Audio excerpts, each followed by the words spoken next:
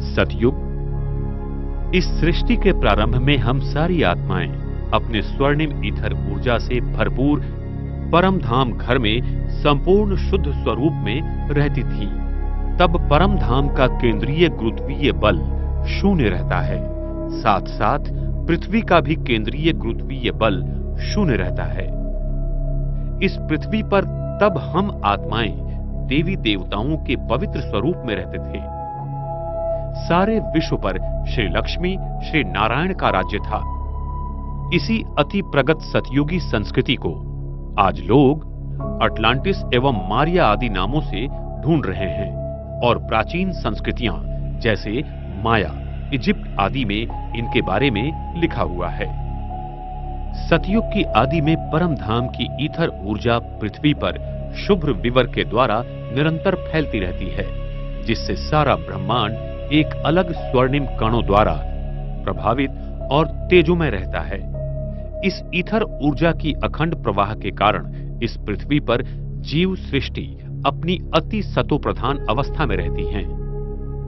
तभी आकाश मंडल और भूमंडल का गुरुत्वीय केंद्र एक ही दिशा में होने के कारण सूर्य और चंद्रमा पृथ्वी पर सरल दिशा में घूमते थे, जिससे चंद्रमा हर रोज पूर्ण रूप से दिखाई देते थे, न कि कोई कला के रूप में। सतयुग त्रेता युग में सभी राशि के 108 तारामंडल आकाश तत्व में एक ही मुकुट की रचना अनुसार घूमते थे और सप्तऋषि तारे भी ध्रुवीय तारा के नीचे एक ही लाइन में थे। इस समय प्रकाश की गति बहुत धीमी होने के कारण दिन और रात भी 21-21 घंटे के थे। आकाश तत्व का घूमना भी धीमी गति से था, क्योंकि तब विश्व की घनता भी कम थी। ये सारा नजारा सतयुग और त्रेता युग में 2500 वर्ष तक सदा चलता रहता है।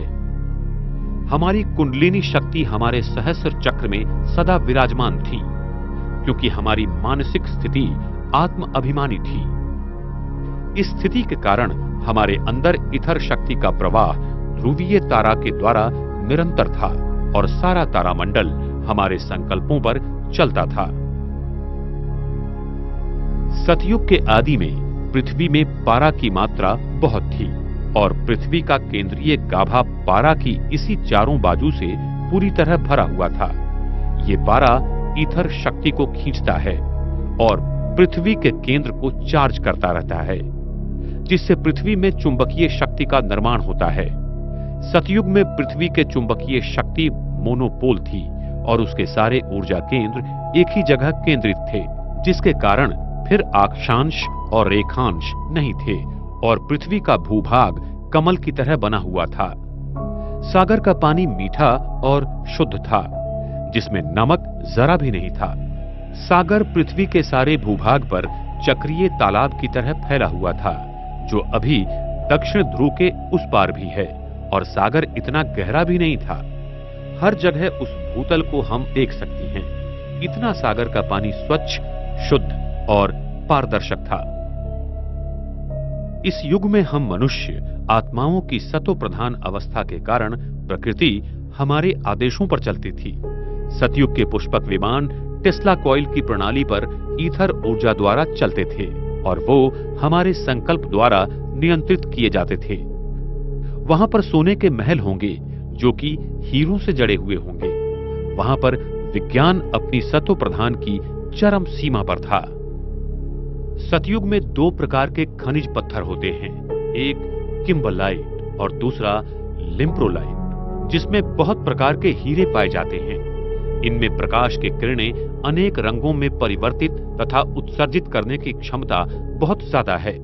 इन्हीं हीरों द्वारा सतयुग के स्वर्णिम महलों में अनेक प्रकार के रंगों की रोशनी रहेंगी और इन हीरों से निकलने वाली किरणों का रंग हम अपने संकल्प द्वारा नियंत्रित या परिवर्तित कर सकते हैं। सतयुग में प्रकाश कणों की प्रकाश कोण डायनेमिक होती है, जिसके कारण जब विश्व महाराजन संकेत करेंगे कि दिन, तो सूरज की प्रकाश कणों का प्रकाश शंकु 180 अंश कोणीय में खुल जाएगा और सारी धरती पर एक ही समय दिन होगा। और जब रात का संकल्प करेंगे तब सारी पृथ्वी पर रात होगी। लेकिन उस समय चंद्रमा पर पड़ी हुई सूरज की किरणों का प्रतिबिंब धरती पर आएगा और चंद्रमा हर दिन पूर्ण रूप में रहेगा। चंद्रमा की किरणों का प्रकाश शंकु का कोणीय नियंत्रण भी हमारी संकल्प शक्ति द्वारा होगा। सतयुग में हमारा डीएनए 12 तंतुओं का बनेगा, जिससे हमारा शरीर अति सुंदर, शक्तिशाली और सूक्ष्म शक्तियों से भरपूर होगा, जिससे हमारी आयु 150 साल होगी और हम बूढ़े नहीं होंगे। हम अपनी इच्छानुसार शरीर को त्याग देंगे। हमारे मस्तिष्क पर तेजोमय वलय सदा रहेगा। इसीलिए मंदिरों में देवताओं के आगे दिए जलाते हैं, क्योंकि उनकी आत्म ज्योति सदैव जलती थी। देवी देवताओं का जन्म भी पवित्रता की शक्ति से आंखों द्वारा नयन दर्शन से होगा। वहां काम विकार से कोई भी रचना नहीं होती है।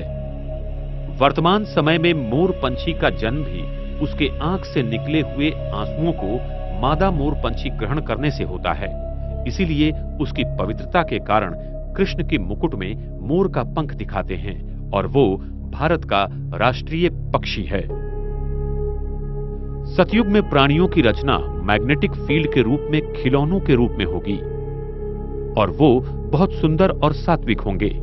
हम मनुष्य आत्मा सतयुग से लेकर त्रेता युग तक सदैव आत्मिक स्वरूप में 2500 वर्ष तक शुद्ध पवित्र स्वरूप